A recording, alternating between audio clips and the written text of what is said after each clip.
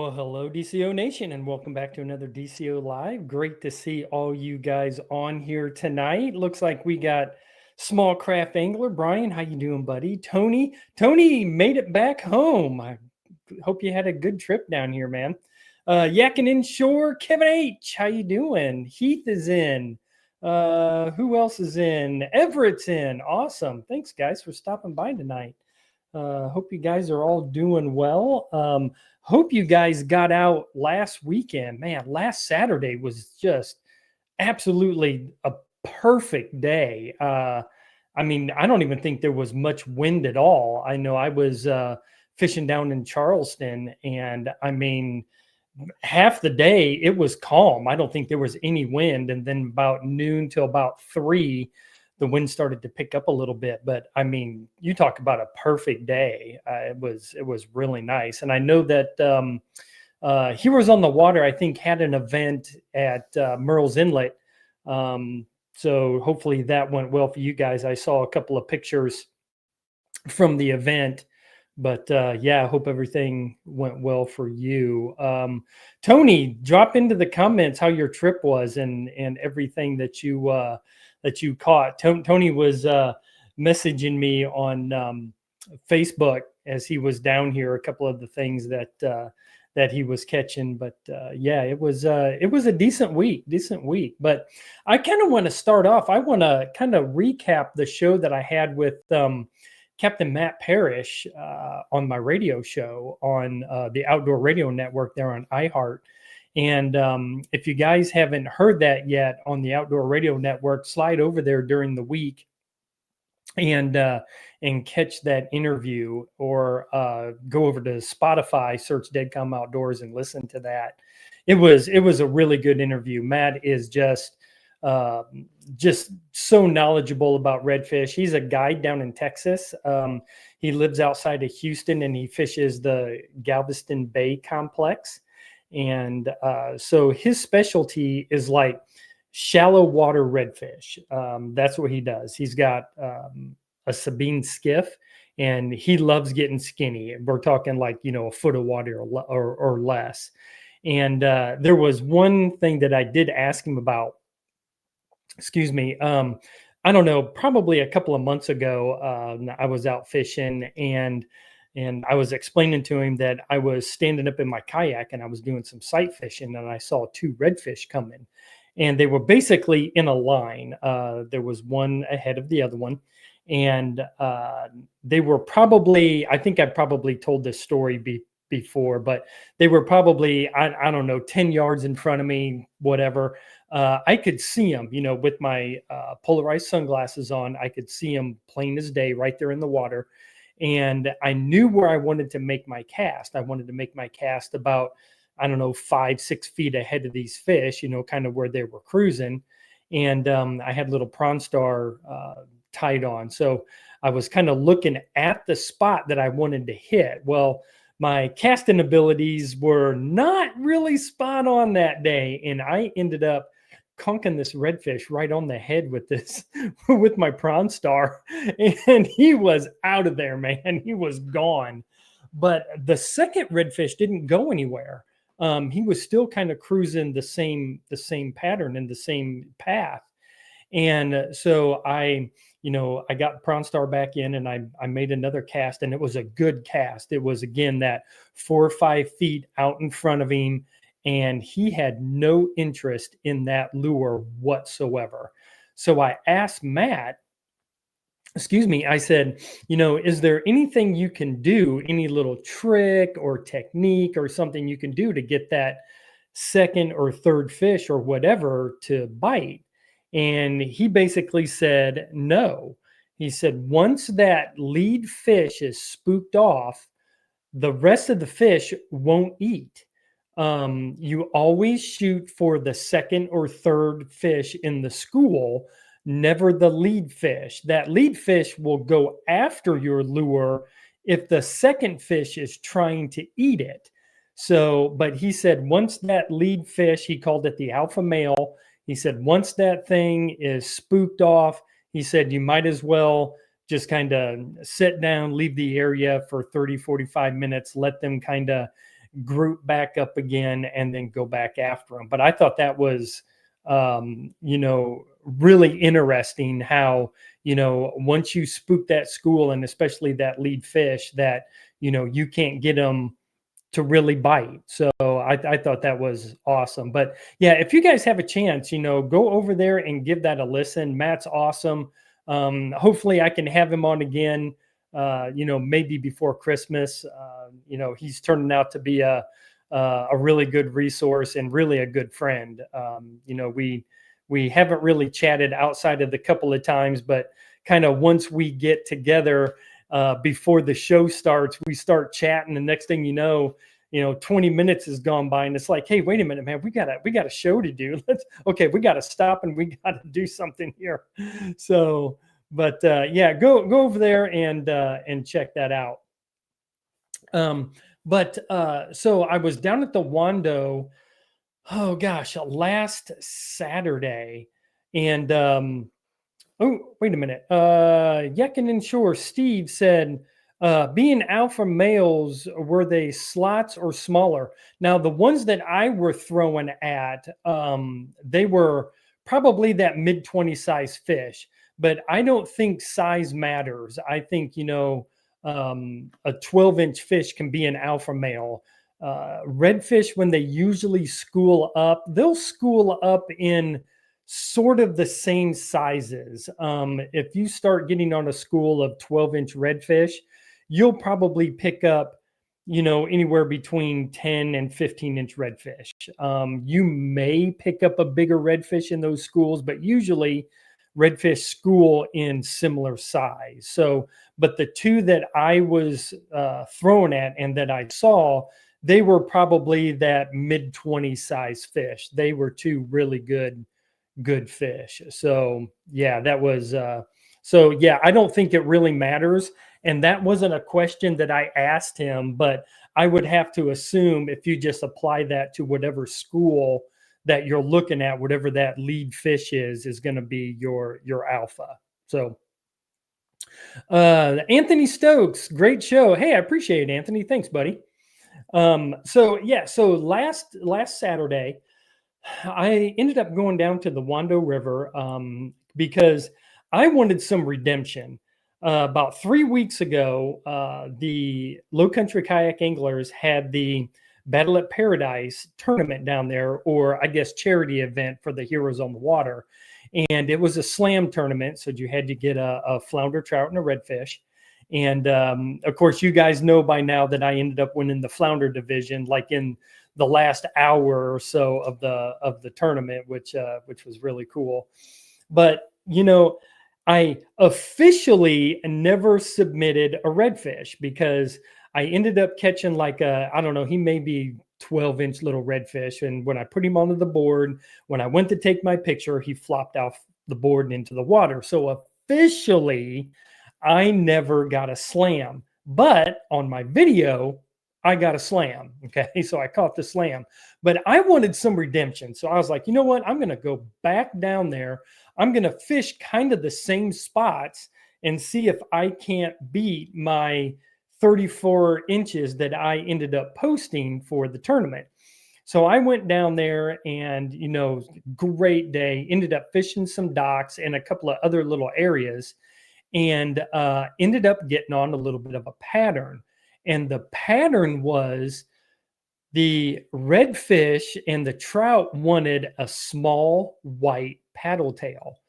And I threw a couple of other lures, but for some reason, that small white paddle tail, I had the pearl color and I used the beer run. And I was picking up redfish. I actually switched to one of the new Z-Man diesel kickers, which almost looks like a little creature bait that has the two little fins on the back. It's one of Z-Man's newer products. And so I threw that out there in a sexy mullet color, which is like a light blue on the top and a chartreuse on the bottom. I caught a small flounder with that, but no trout, no redfish. But once I switched back to that white paddle tail, I picked up a redfish like that. It may have been the first cast after I switched over to that pearl color. And yeah, so it had to be something. It was a pattern. And so, I fished around.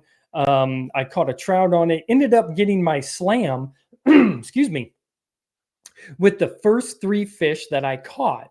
So I ended up catching a redfish first, then a flounder, and then a trout. So kind of crazy, but it was the first three fish I caught. I'm not going to tell you about the bluefish that I actually caught first, because those stinking fish, man, they are awful. They are just awful to get into the boat. I hate those things. But yeah, the first three fish I caught, I had my slam. So I just wanted to see if I could upgrade and whatnot throughout the day. And yeah, I ended up catching some more fish. I'm actually editing that video now, and it'll come out probably either Saturday or Sunday. So look for that one.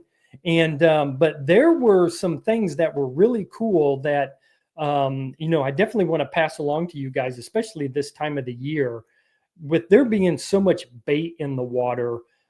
If you're not seeing bait where you're fishing, there's not going to be any fish there. They are so keyed in on mullet and shrimp right now, or whatever bait fish is there, pogies or menhaden or whatever it is. If you're not seeing it, then it's dead water. Move on until you find activity.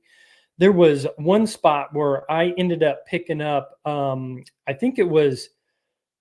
Oh gosh, I'm trying to think now. I think it was two redfish and a trout, almost back to back to back. I was coming down the shoreline, and there was some grass and some oyster, and I saw bait fish just being blown out of the water. And I ended up throwing over there, and as soon as I made a cast, bang, redfish. Made another cast, a trout. Made another cast, a redfish. So they were so keyed in on that bait, they were blowing it out of the water. So if you guys are seeing that, that's where you want to fish. Wherever you're seeing life is where you want to target. So after I kind of left that area, excuse me, I went back across the river and I started to fish the docks again, because the tide was starting to come back in, and I was quite a ways up the river, or I should say down the river, and I was heading back towards the landing. And so I was, going back and going back and going back, and I kept seeing shrimp popping all over the place. It was pretty much low tide, or getting very close to low tide at this point. And the shrimp were popping out of the water and popping out of the water. And so I ended up tying on a prawn star. And if you guys ever watch a shrimp that pops out of the water and how it reacts when it hits the water, and then they don't do any movement. I don't think I have a prawn star over here to kind of show you. I do not. But basically, okay, let's use this. Okay, I know it's not a shrimp.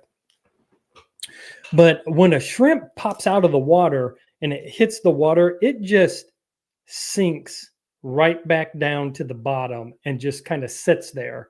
It may move around a little bit, but it's not moving and popping and hopping. And I think that's one of the things that I do wrong when I'm working my shrimp patterns. I think I work these things too aggressively, because I ended up dead sticking basically a prawn star underneath a dock, just letting the current kind of move it.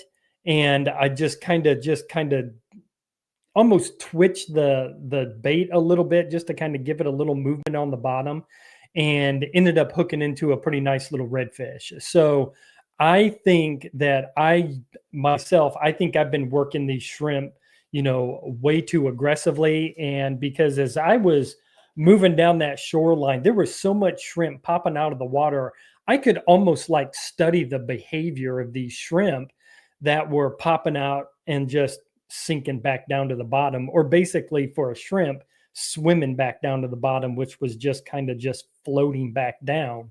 And I was like, well, that's how they react in the water. So that's how I was using that prawn star. And lo and behold, bang, I got a nice redfish. So, I definitely learned a very valuable technique or lesson when I was out there. So, the Wando trip was absolutely awesome. Again, that video will be popping out the next day. So on Sunday, I ended up going to Pawleys Island, and I wanted to fish Pawleys again. It had been several weeks since I'd been out there at Pawleys, and I wanted to just kind of fish around a little bit. And the fishing was really good. And again, the patterns were the same at Pawleys as it was down at the Wando. I told myself that I am not going to fish any areas where I don't see life, bait. I'm just gonna move on. So I ended up going towards. I put in at the Third Avenue landing, if you guys know where that is in Pawleys Island, and I ended up going towards the bridge, the North Causeway Bridge, and there's like a big flat over there. Well, I found some bait working in this one little area and ended up catching a flounder and a trout. Great. Pattern staying the same, picked up some fish. I was using a small little paddle tail. It was the Z-Man minnows, and it was in the purple death color. So it was like purple on the top, chartreuse on the bottom, 3-inch. And so I kept moving up onto the flat, and I just wasn't seeing really any activity. Every once in a while, I could see maybe some bait moving out of the grass, but not like the one area like I picked up the flounder and the trout. So I worked down this one grass line, and I told myself, listen, there's nothing here.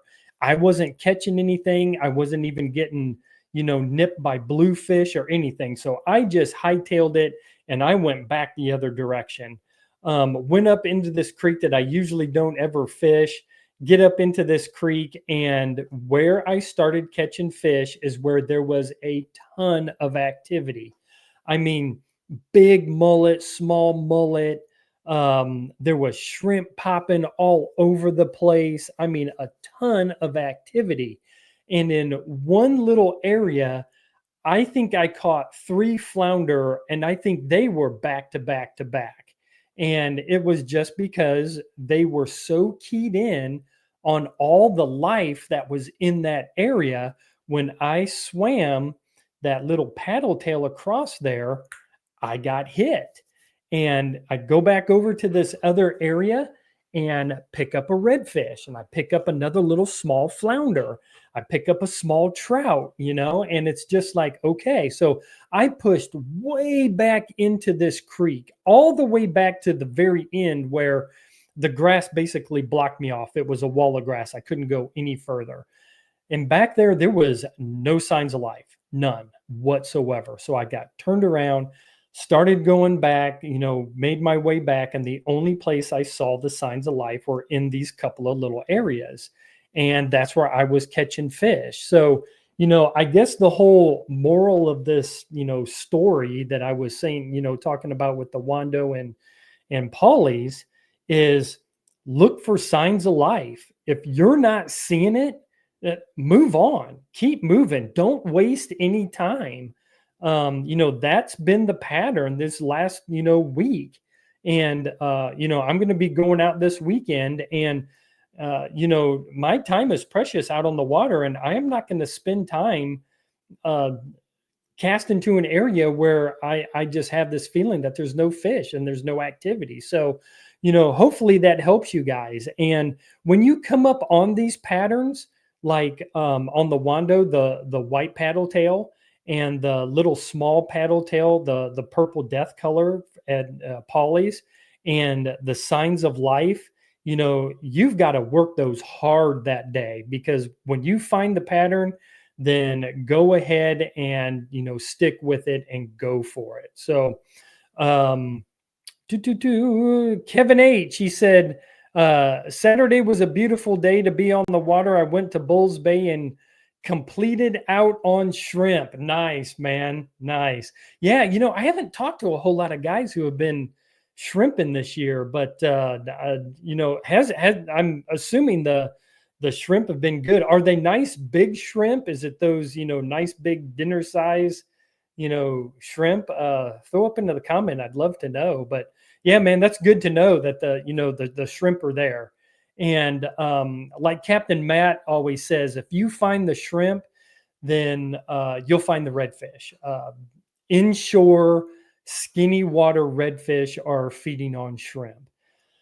One of the questions that I did ask Captain Matt was about, the bigger bull reds, and he said the bigger bull reds are going to be in the deeper water, out towards the bays and the inlets.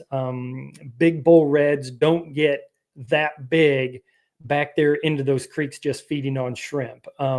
Once those redfish hit that, 29, 30, 31 inch length, they are leaving those backwaters and they are migrating out to the deep water, because now they are the breeders.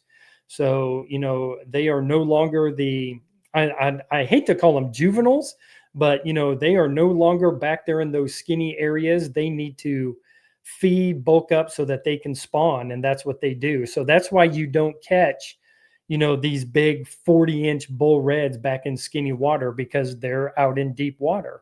And he was saying that, that's where you want to throw your mullet, your cut blue crab, into these deeper areas. I know around docks on the Wando, the deeper areas next to those channels that are 10 to 15 feet deep, if you take a circle hook and you put on a piece of, quarter blue crab, you can catch some nice size redfish. And matter of fact, I think Heath has done that a couple of different times with some blue crab. So yeah, that's where you need to go to target these big bull reds. So yeah, Kevin did say large shrimp in the bay as of last weekend, going to try again this weekend. So yeah, man, awesome. Definitely let us know how you do. Jump back on next week and let us know if you fill another cooler, man. That's awesome. I absolutely love it. Yeah, Heath just said yes, it works around the docks. Absolutely. So cool. So yeah, so one thing that there was a question that was asked to me in the Facebook Messenger, and I'm sorry, I do not remember the gentleman's name who asked it, but he did ask, how do I work my Prawn Star?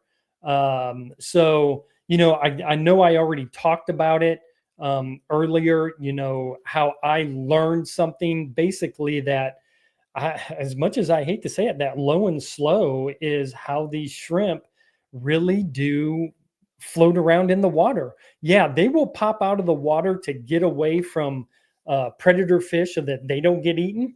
But, once they hit that water, they just sink right back down to the bottom. They may jump a little bit to move, but that is it. They are not hopping and bopping around and doing that kind of stuff. So, hopefully that kind of helps. I know it helped me on Saturday. So, seeing and almost studying these fish for about an hour, working my way, underneath these docks and just watching all of the shrimp bust out of the water.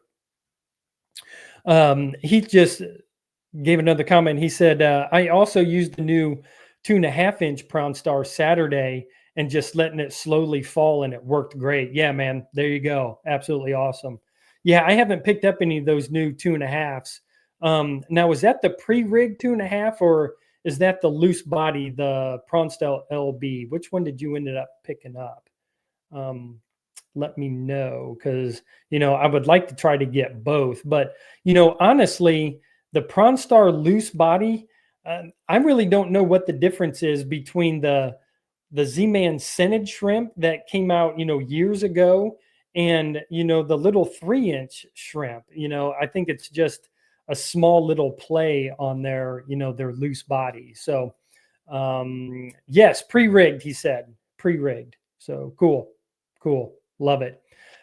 So yeah, let's talk about the weekend. The weekend's coming up. We got about 5 minutes left. If you guys have any other questions, comments, throw them up in there, and we'll definitely get them answered for you. But let's talk about the weekend fishing report. So let me throw that up there. So that's the tide chart. That's Merle's Inlet. That's Austin Creek, and that is for Saturday. So you can see, right here in the morning. I don't even know if you guys can see my cursor. You guys probably can't see my cursor on my thing. So, but anyway, the light blue line there on the left, that's the morning or sunrise. So it looks like it'll be, high tide is 11:30-ish, give or take. And then, dropping off for the rest of the afternoon. So, fishing that incoming, the hump, and then the outgoing is basically going to be our tide fishing for Murrells Inlet. And I did look at the Wando River because I know a lot of you guys like to go down to Charleston and the Wando. And, honestly, the tide chart looks about the same. It may be an hour or two later, where the high tide is, but basically it'll be incoming, high, and then outgoing the rest of the day. So the tide chart really doesn't make that much of a difference. So, but for Saturday, what I saw, and you guys tell me what you guys have seen, but Saturday sunrise is about 7:30. So again, there's no reason to get up at 4:30 in the morning now. Take advantage of it because I know the time change is coming, but it's about 7:30. 8 to 12 mile an hour winds out of northeast, and then temperature 51 to 67. So it's going to be really nice. On Saturday, the winds will be halfway decent. And then Sunday, sunrise, 7:30, 1 minute later.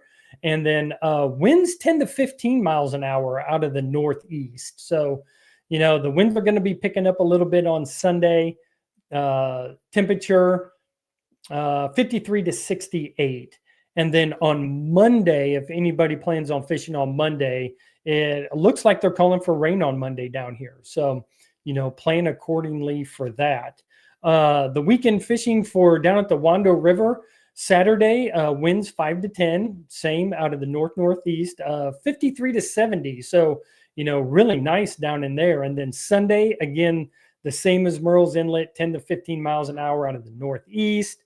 56 to 71 degrees. So, if you guys can get out there and fish this weekend, do it. It probably looks like, Saturday is probably going to be, I don't know, maybe the better of the 2 days. I don't like that 15 mile an hour wind.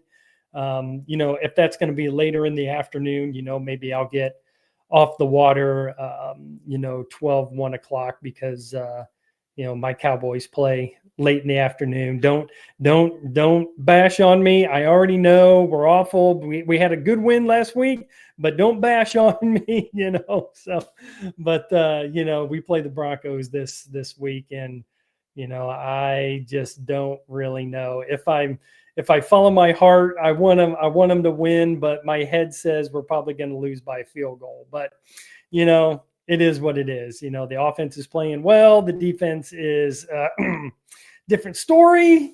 But we need to score 40, 47 because our defense is just not up to par right now. But anyway, guys, if you have any more questions, throw them up in there. If not, make sure you tune in to the Outdoor Radio Network and listen to everything that's going on there, and try to catch that interview with Captain Matt and myself. And if you don't hear it, you can always go over to Spotify and turn it on in the car and listen to it. There was a lot of great information. We were just kind of sitting there, just kind of talking and just BSing on the way. It was a great interview. I love it.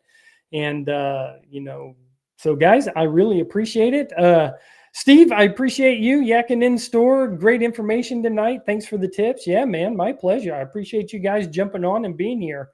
And remember, conservation starts with you. Release a fish for someone else to enjoy. And guys, if I don't see you out on the water, I'll see you here next Thursday. So guys, again, I really do appreciate each and every one of you, and I will see you guys next week. Guys, have a great weekend.